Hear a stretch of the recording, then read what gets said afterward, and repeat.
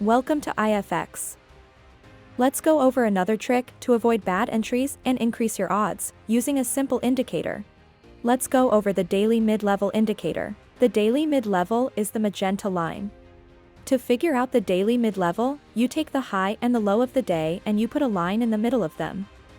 Luckily, we have an indicator that will do that for us.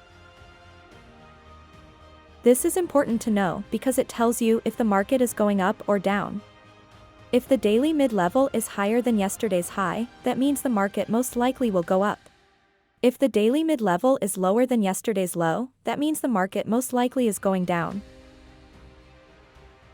The idea here is to look for entries when the mid-level is inside yesterday's high and low. It's important to remember that the mid-level doesn't have to be in the middle of yesterday's high and low, it just has to be inside between them. If you take a look at the dashboard, check out the column that starts with ML, that's the daily mid-level. The dashboard is a very useful tool that helps me stay on track and avoid making major mistakes. The current mid-level column tells you when the ML is above yesterday's high and below yesterday's low. This simple strategy really works if you give it a chance.